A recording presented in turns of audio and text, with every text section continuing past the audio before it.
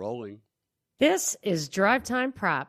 30 minutes of jam-packed, up-to-the-minute news from a perspective of truth, liberty, and justice every weekday. This is Monica Perez. And I'm Brad Binkley.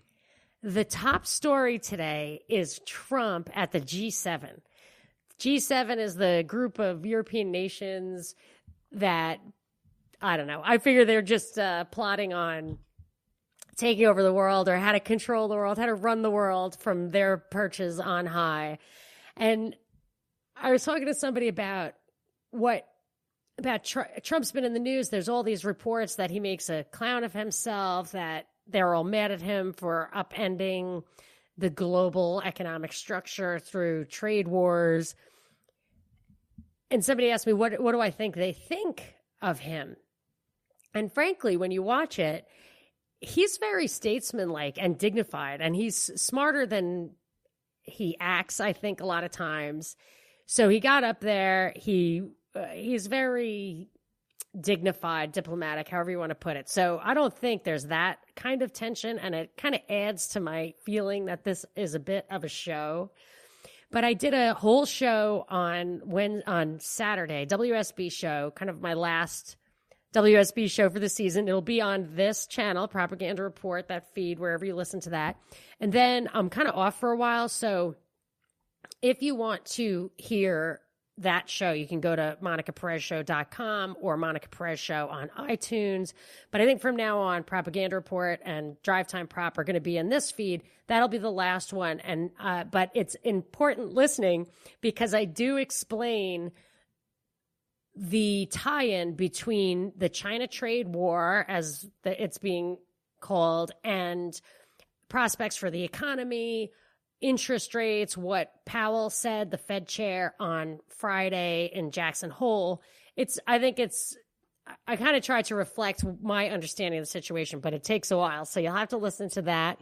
I have to thank Byron for getting back to me. If you listen to this show every day, you know, last week I said, tell me, did I get the Corzine thing right? Did I get the 2008 crash right? And I tried to reflect some of his comments in what I was talking about on Saturday on the air. But one of the things I didn't cover, because it's just what we talked about on this show, was that John Corzine, he didn't actually roll the dice with the money of the investors, of the account holders at MF Global, but he tried to cover his, I guess, margin call, something to that effect, with account money. So he already knew he was going down when he used that to shore up his reserves in the hope that his bet would pay off in time. So I actually think it's a little bit worse than what I thought, but he never went to trial, so we don't actually know for sure.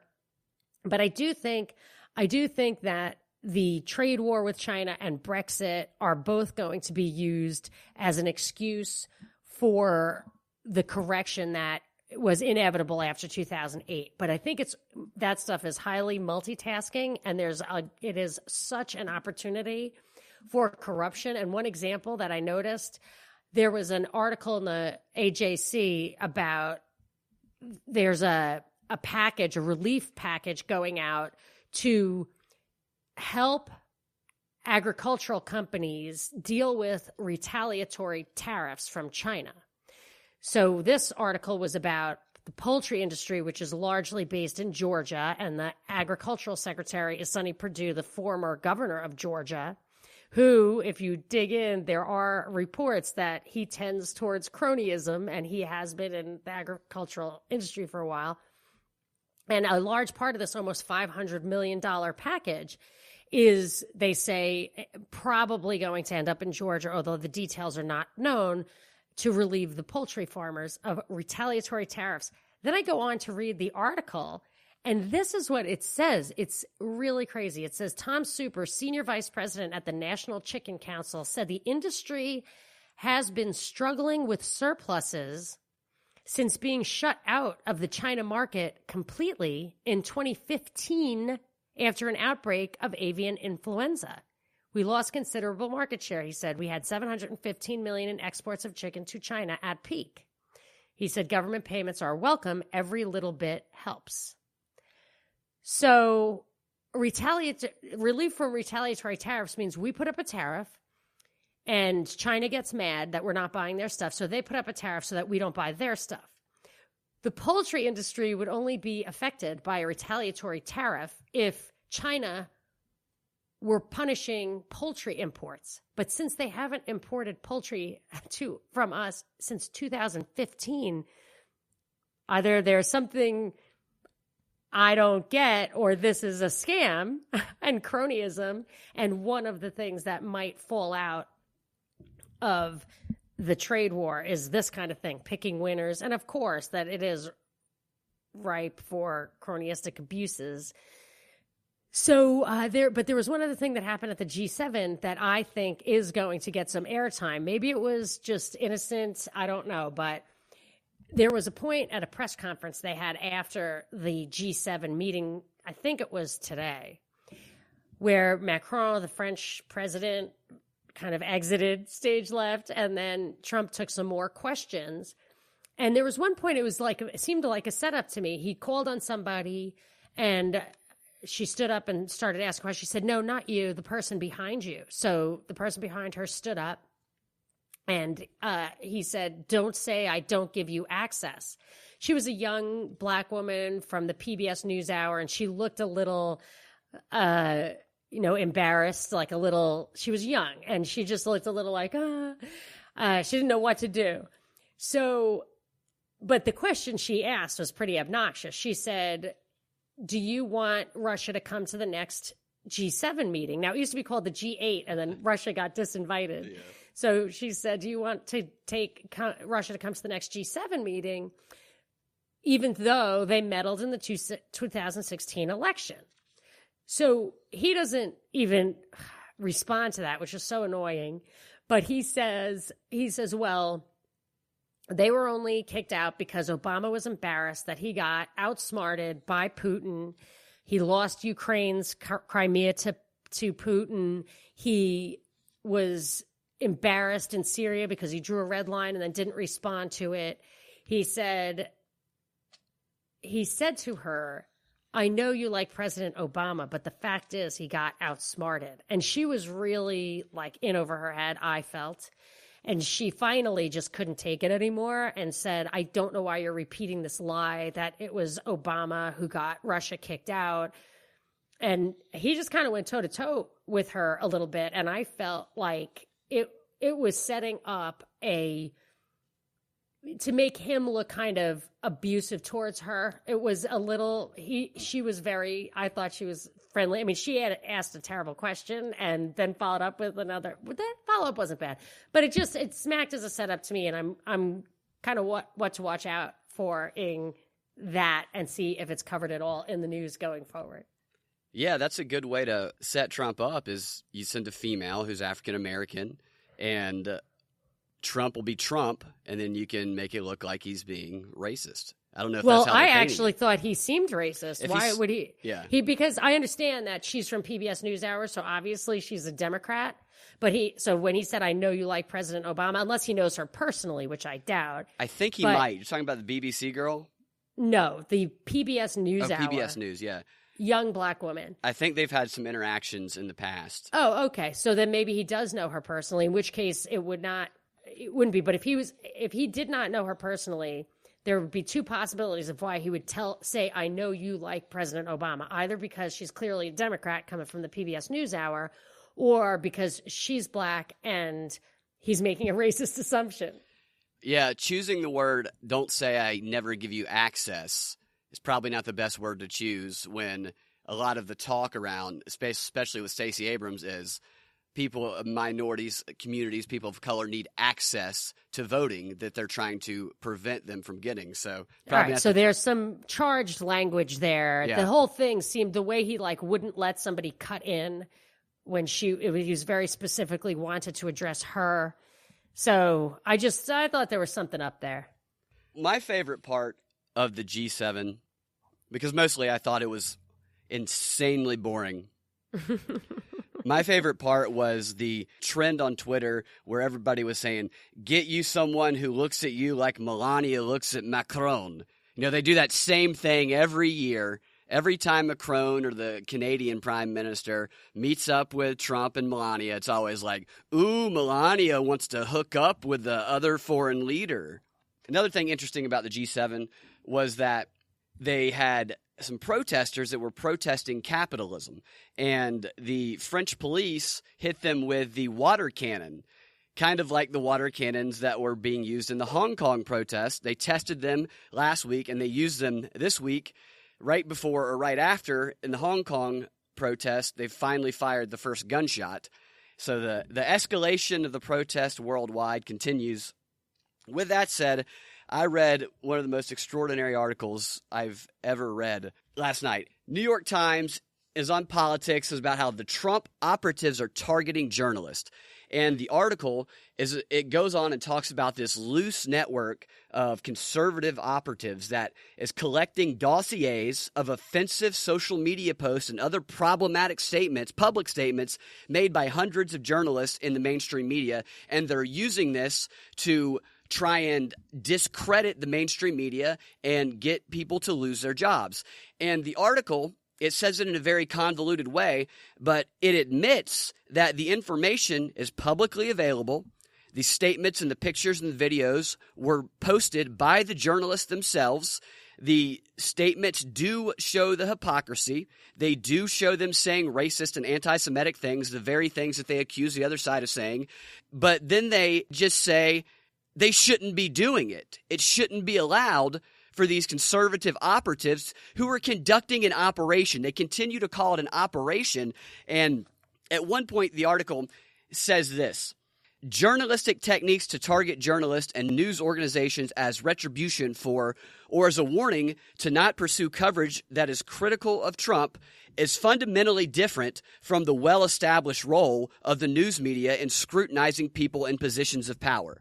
So they admit that these operatives are using the exact same techniques that they themselves use against them, but that it's not okay for them to use it because they're not in the media like they themselves are.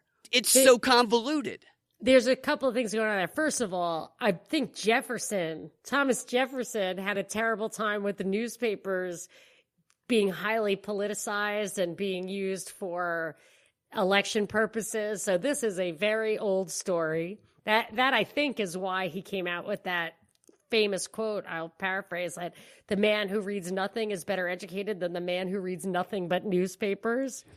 So, and I think Ben Franklin said the best education is to read the newspaper every day. I'll have to check on that one. But this back and forth is as old as this country. But I felt that article was the same argument for the left as we've been getting for the right, which is this new age, new era fairness doctrine. So the fairness doctrine back in the day was that radio, for example, had to put up as much left-wing stuff as right-wing stuff. I think radio just lends itself to more right stuff than left. So the left kind of made it by force that you had to give equal time. And then that went away under Reagan, and then, if I recall correctly, and then Obama talked about bringing it back, and people on the right went bananas. So I think the new trend, the new approach to censorship is, and I think we saw hints of this in the Quartz article about Google, is that they decided to take the public square into titularly, if that's a word, but like in title only, private organizations like Google, Facebook, Twitter, make those the public square, but don't require public rules to apply to that, so that they can get away with censorship and it doesn't look like First Amendment encroachments. And now I think they are looking at these. So in this new age, they're saying, well, the private companies are biased and abusive against conservatives, and we really need the government to regulate it. And then I've seen many articles or at least numerous articles, where they say, you know, you don't care about the conservatives. We don't have sympathy towards them, but we do need something like this. It hurts left and right both. Trust us. So I do think this is going to converge. And this kind of hints at, somebody asked me to explain what the dialectic was, and I use the expression all the time. So I got an email. Anybody who wants to email me, just go to, I think, thepropreport.com. You can communicate with me in several ways there. But Ty asks, please explain the dialectic. The dialectic is when you have a thesis, so one idea, and then you have an antithesis, which is the opposite idea. And the tension between those two ideas in the, maybe the marketplace for opinion, results in a synthesis, which I say is really what they were after in the first place. So when the 20th century dialectic was capitalism versus communism, and the synthesis was social democracy. But if you look at Cecil Rhodes and those guys at the beginning of the 20th century, their goal was global social democracy in the example and the English language, and the example of England along with the English language as a way to kind of under the radar reinstitute the British Empire.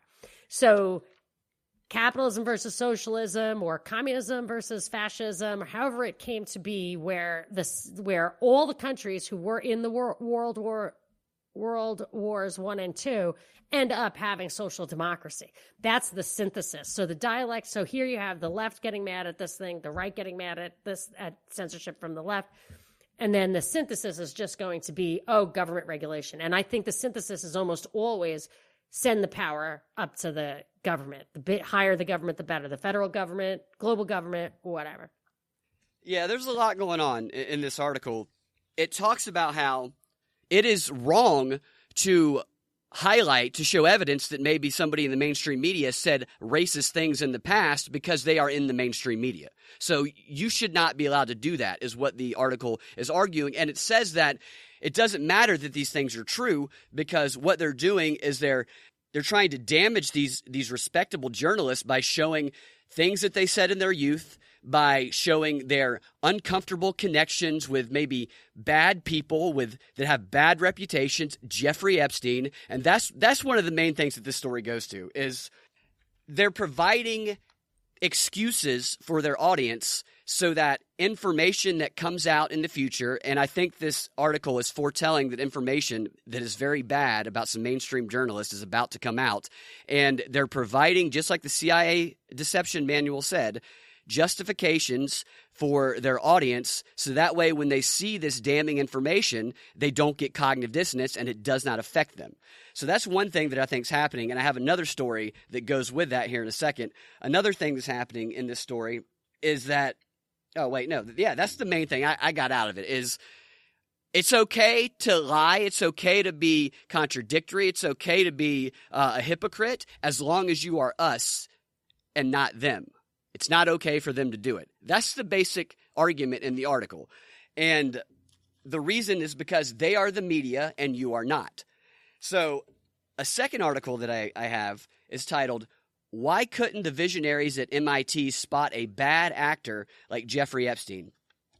At MIT, the MIT Media Lab, Jeffrey Epstein, it came out that he had donated $800,000 to the MIT Media Lab. And once this came out, two of the people who worked there, actually it didn't come out until two of the people who worked there, two of the researchers, they found out about it and they boycotted it. They quit because they didn't want to be associated with something that Jeffrey Epstein had funded. And so this brought the story to light, and they found out that the Media Lab head accepted money from Epstein after he had already been convicted and gone to jail. So after 2008, Epstein was funding the Media Lab. And do you remember, can I interrupt? Do you remember the articles about him hiring a social media rehab firm, and it included charity? Yeah. And this is the MIT Media Lab. I thought about that when I was reading that. He's putting his money where the media is so he can try and reshape his... And it worked for a while. People did not talk about what he did for a while, and when people like us did, it got squashed. So there's some funny lines in this article, because the article spends the entire time... The article is written by the Boston Globe, and obviously MIT is in Boston, and Epstein also donated to Harvard. So every time they mentioned the money that was given to MIT, the article preempts that by saying Epstein really loved Harvard more and he donated much more to Harvard. So they upplay the Harvard donations and then downplay the MIT donations. And then they talk about how naive the researchers were. And they talk about how Epstein they said it was, for what we can tell, all of the interactions between the MIT researchers and Jeffrey Epstein were transactional. They were just transactional. Epstein would get the intellectual property or the intellectual stimulation from them in exchange for him funding their projects, for him flying them around on his jet, and for him flying them down to his island. It was all just transactional. Nobody knew what was going on, even though money was accepted after Epstein had already been convicted and gone to jail. The article tries to make it seem as though they are just dumb, brilliant people who were bamboozled by this wealthy man and they knew nothing of what he had done. That's the basic takeaway from the article. And it ends the article by calling Epstein a grifter and posing the question, how can these brilliant minds, these visionaries, not see what a terrible person Epstein was? What can we do to prevent this next time? So it never at one point says, did any of them know? Did they have any clue at all? Never poses that question. And this, to me, connects to that previous article because it uses a lot of similar language. It makes it seem like there's going to be more bad information coming out, connecting people in public light, maybe some people's favorite journalist in the mainstream media with Jeffrey Epstein on a bad level.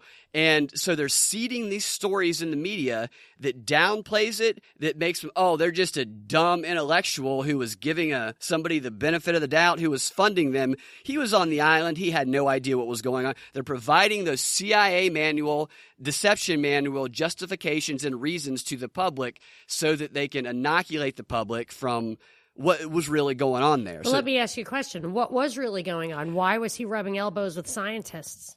I don't know. I don't know why he was rubbing elbows. I think there are rumors that his intel work for whoever it was for went deeper even than just blackmailing individuals, because he did have scientists there that are, so it's possible he was actually trying to get information from them that belonged to the university or was government research. Or MIT is a big tech incubator for the Department of Defense. Now that you say that, the British, it talks about this in these propaganda books, the first people they target in international propaganda are the intellectuals, are the professors at the major universities. And these are specific. MIT, I think, is specific. Absolutely. That's where tech comes from, that, and tech is an offshoot of defense.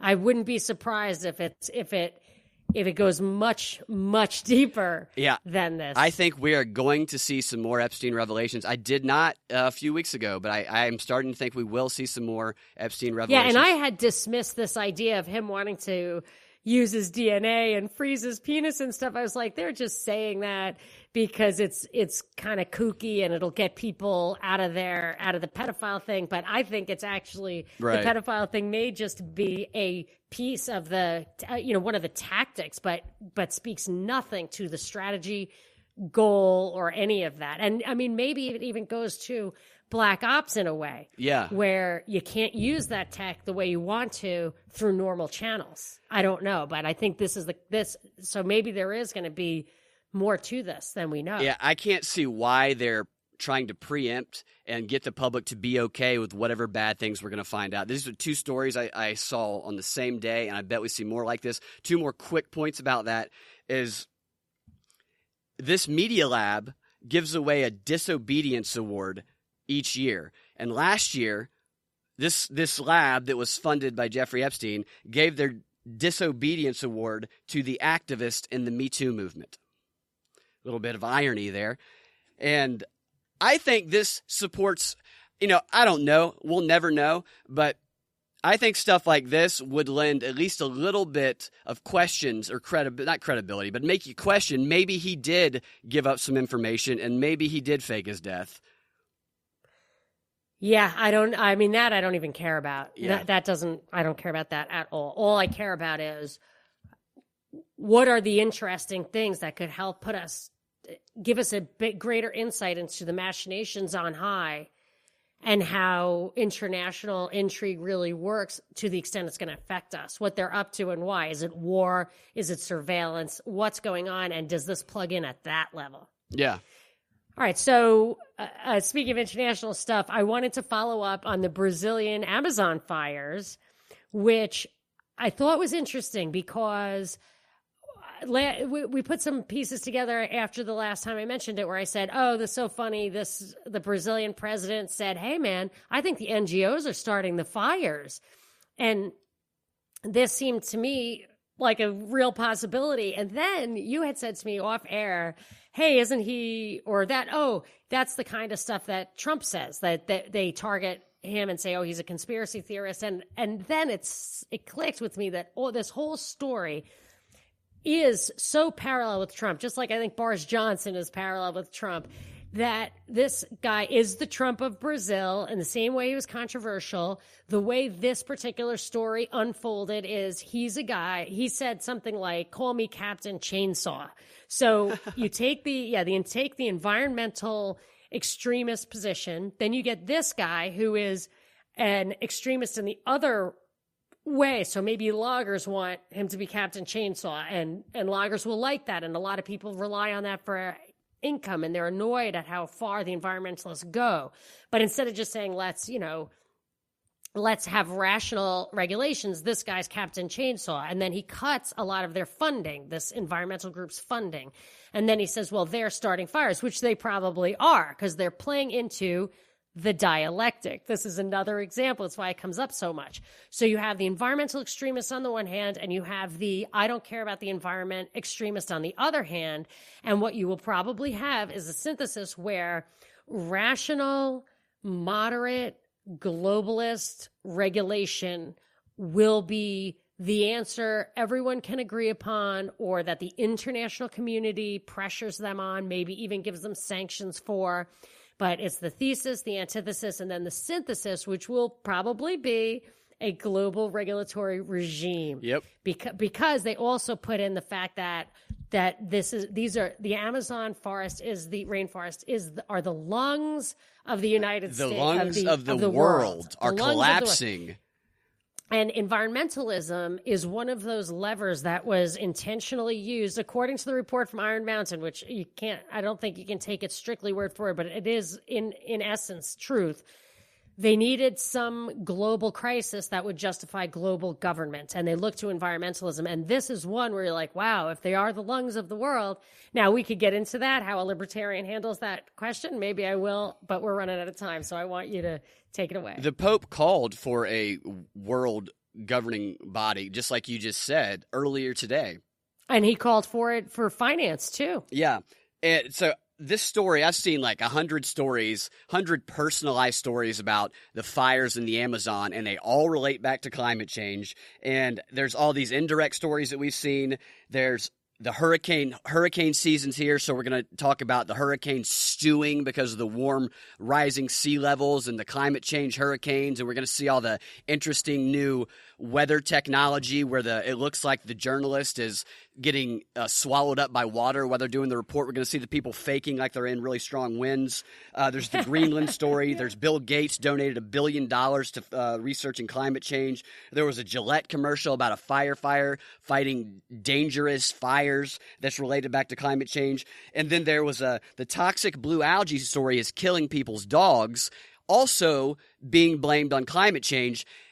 What they're doing there is people don't care about climate change unless they're asked about it or they feel like they need to because of a political statement. It's not something that people feel personally, so they don't really care about it. They're trying to personalize it to the everyday individual, especially with the dog story. Your dog is going to die because of climate change. Right. You can find your Drive Time Prop every day at 4 p.m. at thepropreport.com or your favorite podcasting platform. Monica, did you want to say a word? Yes, I wanted to thank people very, very much for all of the feedback we got. I was like, oh, we'll work on the quality later. That was the number one request. Like, get that quality right. It's hard to listen to. and some feedback about pacing and depth and all that. Some of that was contradictory, but I think, and thank you, Binkley, and the people who helped with some real excellent advice on how to get sound right. I think it is right, and I think we've kind of got what we're going to go with. And I ask now, because I think there's a big demand for this, to have everyday news without the MSM BS, that I think the only thing is we just need to get some exposure so that we know that there's a demand for it. So now would be the time. If you like this show, all we're asking is that you share it on social media, or target people specifically who you know will like it, or both. And we'll see if it's worthwhile. So far, I think there's been a great demand. So we think we're refining it, fine tuning it, and that'll be awesome. Looking forward to some more feedback anytime you like at thepropreport.com. We'll talk to y'all next time.